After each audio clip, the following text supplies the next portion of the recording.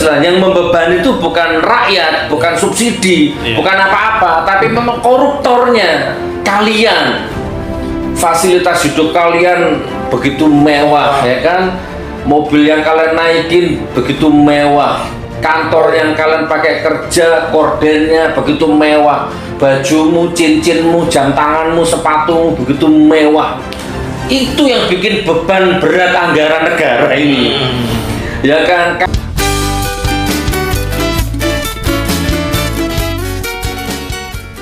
Sama ke Pak Taufik dulu. Ya.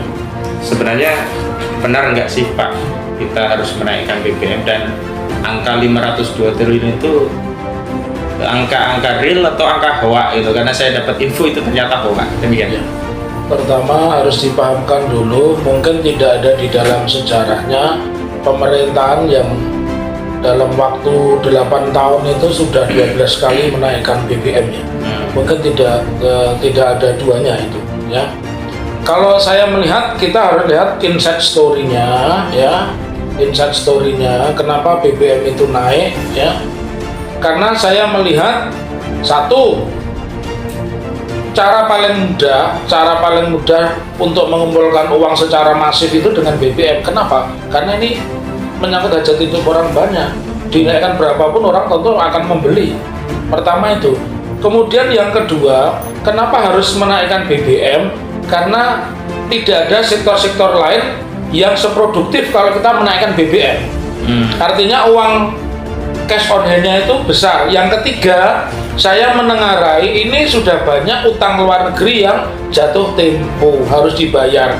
Nah, artinya apa? Utang luar negeri jatuh tempo harus dibayar, kita sudah nggak bisa ngutang lagi, tapi kita ditagih untuk bayar. Makanya satu-satunya cara yang dengan menaikkan BBM. Memang kalau kita lihat kewenangan pemerintah itu ada, pemerintah menaikkan BBM bersama DPR itu betul, artinya hak ya. Tetapi yang harus kita lihat, di situ ada unsur kriminalnya tidak. Ya, kenapa saya bilang kriminal? Karena apapun yang diperbuat oleh negara ini, satu sifatnya harus transparan, harus diketahui sumber-sumbernya dari mana. Yang kedua, perhitungannya harus jelas, akuntabel. Yang ketiga, harus punya payung hukum ketika menaikkan, ya. Nah, apakah ketiga itu terpenuhi? Sekarang kita periksa satu-satu ya. Kenaikan BBM itu urgensinya apa dengan APBN, ya? Urgensinya apa dengan APBN? Selama ini kan selalu mengatakan bahwa pemerintah ini punya uang yang cukup, tinggal kita mau kerja atau tidak, kan begitu. Nah, tapi faktanya kan itu tidak ada. Ya, buktinya mereka menaikkan BBM. Kemudian yang kedua, kalau kita lihat dari sisi payung hukum, ya, tadi kan bilang transparan. Transparan sebenarnya dari mana? Sekarang kita lihat akuntabelnya. Akuntabelnya itu perhitungannya kenaikan itu didasarkan apa itu? Besaran apa yang menyebabkan BBM itu harus naik? Apa karena harga minyak dunia naik? Kan ini paradok. Harga minyak dunia itu kan turun. Kenapa kita justru naik? Kita ini selalu ikutan naik kalau harga minyak dunia naik. Tapi kita tidak pernah ikutan turun ketika harga minyak dunia itu turun, ya. Kemudian yang ketiga, sisi hukum, yang benar itu pemerintah itu mensubsidi berapa? Mensubsidi 200 triliun atau 502 triliun. Kalau itu ternyata tidak, berarti kan pemerintah menyebar hoax karena menimbulkan keonaran di mana-mana. Di luar Jawa kita lihat loh, ya. Orang susah untuk di Ambon, di Papua, orang susah untuk mendapatkan BBM. Bahkan di beberapa tempat di Demak, kalau saya lagi naik travel, itu mereka cuma bisa beli 100.000. Ini berlangsung sudah lama, jauh sebelum pemerintah itu menaikkan BBM. Nah, pertanyaannya kalau begitu, subsidinya itu 200 triliun atau 502 triliun. Kalau ternyata ini tidak benar, sementara ada keonaran di mana-mana, kan berarti rumusan pidana. Iya, rumusan pidana, peraturan pidana nomor 1 tahun 46 khususnya pasal 14 dan 15 tentang menyebarkan kabar bohong terpenuhi, ya. Nah, kalau ini sudah terpenuhi, menurut saya tentu akan menimbulkan satu keguncangan yang luar biasa. Ini sudah cukup untuk menyatakan bahwa masyarakat ini teramat dirugikan dengan kenaikan BBM yang seperti ini, karena harus dipahami, menaikkan BBM di saat harga minyak dunia turun, kemudian yang kedua di saat parameter-parameter ukuran kesejahteraan juga diturunkan. Kalau parameter kesejahteraan dinaikkan boleh, ini kan angka miskin yang diturunkan bukan angkanya, tapi standar miskinnya diturunkan. Jadi 500.000 ke bawah, orang yang punya pendapatan 500.000 ke bawah itu yang dianggap miskin. Bukan menurunkan jumlah orang miskin, tapi menurunkan standar miskin. Nah, berarti orang miskinnya kan banyak. Kalau ukurannya 500.000 gitu loh. Ya. Nah, jadi dari fakta-fakta ini sebenarnya sudah cukup bagi DPR untuk melakukan interpelasi, mengajukan hak pertanyaan kepada Presiden. Tetapi seperti yang pernah saya singgung, DPR ini kan sekarang menjadi DPR burung perkutut. Apa itu, Pak? Burung perkutut itu ya tergantung apa. Manggung, ayo berhenti, manggung kan begitu, itu aja. Jadi dari kacamata hukum, peristiwa ini sudah terpenuhi karena satu, angkanya tidak sama, kemudian yang kedua, gejolak sudah terjadi di mana-mana. Saya meyakini ini akan menjadi semacam bola salju yang akan menimbulkan keresahan di mana-mana. Karena itu hanya ada dua pilihan, ya, berhenti menaikkan BBM atau Pak Jokowi berhenti aja, tengah malam berhenti sebagai presiden. Itu aja solusinya, cuma itu, nggak ada yang lain, gitu. Ya, katanya BBM kita jauh lebih murah daripada Singapura, Jerman, dan Thailand. Di Singapura itu katanya 30.000. Ya. Kita kan Pertalite cuma 7.650. Tapi tapi jangan lupa pendapatan per kapita mereka 60 juta. Nah, itu mungkin yang nggak dihitung. Kira-kira kalau rakyat kita 60 juta, BBM-nya dinaikkan jadi 30.000, setuju nggak? Ya setuju lah. Mungkin harganya tidak 30.000, 37.000 lah gitu lah. Kalau pendapatan per kapitanya 60 juta. 60 juta begitu. Tapi kalau angka kemiskinan 500.000 itu logikanya dari mana?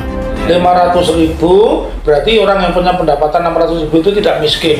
Nah sekarang kalau beli BBM-nya seliternya 10.000. sudah 10.000, 500.000 cuma dapat 50 liter. 50 liter itu bertahan hidup berapa lama kan begitu. Dan ini akan menjadi snowball. Snowball karena apa? Karena ini kan berimplikasi pada tarif angkutan darat, tarif angkutan laut. Bahkan yang tidak kita sadari, hari ini telur itu harganya 30.000. Menyakitkan, telur harganya 30.000 itu, terus orang jual martabak mau diganti apa? Mau diganti telur RC, telur plastik gitu. Ya kan? Telur cecak gitu. Telur plastik kan cuman bisa dilihat tapi kan tidak bisa dikonsumsi kan begitu. Gitu. Nah, menurut saya DPR itu kan fungsinya 3. Satu, fungsi legal drafting, dia menyusun undang-undang. Yang kedua, fungsi budgeting, dia membahas anggaran. Yang ketiga, fungsi controlling. Ini berarti yang kedua ini tidak berfungsi, budgeting dan controllingnya tidak berfungsi. Maka kalau saya mengatakan burung perkutut, salah nggak kira-kira? Salah nggak? Kalau bukan burung perkutut, ya dia bisa menjadi jala, bahkan kalau perlu bisa menjadi burung garuda, menyekerang kan begitu. Ini masa diam saja, karena fungsi elementernya kan hanya 3 itu, fungsi legal drafting, fungsi budgeting, dan fungsi controlling. Ini budgeting dan controllingnya tidak bisa. DPR itu jangan lupa yang menggaji bukan presiden. Presiden yang menggaji juga bukan tim ses. Presiden dan DPR yang menggaji orang-orang yang tidak duduk di pemerintahan dan tidak duduk di parlemen. Kita ini yang menggaji. Semakin pendapatan kita tinggi, semakin pengeluaran kita untuk menggaji presiden dan DPR itu besar, bener nggak? Iya, harusnya begitu idealnya. Iya, derajat kita, ekonomi kita naik itu berarti kita lah yang sebenarnya menggaji. Itu persoalan serius dan mungkin jarang orang menanyakan pertanyaan itu. Tapi secara strategis bahwa jangan salah, aparatur negara ini jangan membebek kepada Pak Jokowi. Aparatur negara termasuk kepolisian, karena yang menggaji Pak Polisi, bahkan yang menggaji Pak Presiden itu bukan Pak Presiden. Dari kita lah, buktinya dia naikkan sekarang BBM, dia naikkan pajak-pajak, ya. Malah yang menyakitkan ini pembantunya Presiden Bu Sri Mulyani bilang katanya pensiunan itu membebani APBN. Ini kan alasan yang dicari-cari. Kan ini dikit-dikit pemerintah rezim ini kan dikit-dikit mengeluh. Intinya apalah gaji honorer beban, gaji PNS beban, apapun yang ada hubungannya sama rakyat itu membebani, termasuk subsidi yang sekarang katanya 502 triliun. Nah, yang ingin saya sampaikan kepada kalian semua, wahai rezim laknatullah ini ya, yang membebani pemerintah ya, itu bukan rakyat, bukan subsidi maksudnya, tapi koruptor dan kalian, pikiran licik kalian ini loh, yang bikin negara yang kita cinta ini berat. Mau melangkah berat, mau berpikir berat, mau berpikir sehat juga berat, nggak bisa kan, berat katanya ini, makanya dinaikkan BBM-nya gitu, karena subsidinya berat. Sekali lagi ya, saya closing yang bagian ini, bukan subsidi yang bukan apa istilahnya, yang membebani itu bukan rakyat, bukan subsidi, bukan apa-apa, tapi memang koruptornya kalian. Fasilitas hidup kalian begitu mewah ya kan, mobil yang kalian naikin begitu mewah, kantor yang kalian pakai kerja kordennya begitu mewah, bajumu, cincinmu, jam tanganmu, sepatumu begitu mewah. Itu yang bikin beban berat anggaran negara ini.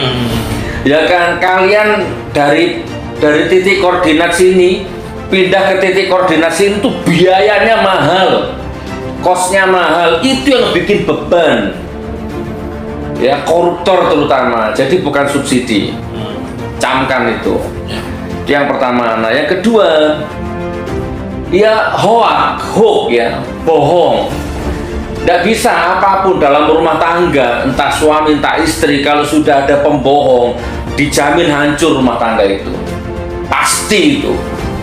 Apa coba? Apalah, mau gereja, mau masjid, pengurus gereja, apapun, kalau sudah ada pengurus yang bohong, pasti hancur.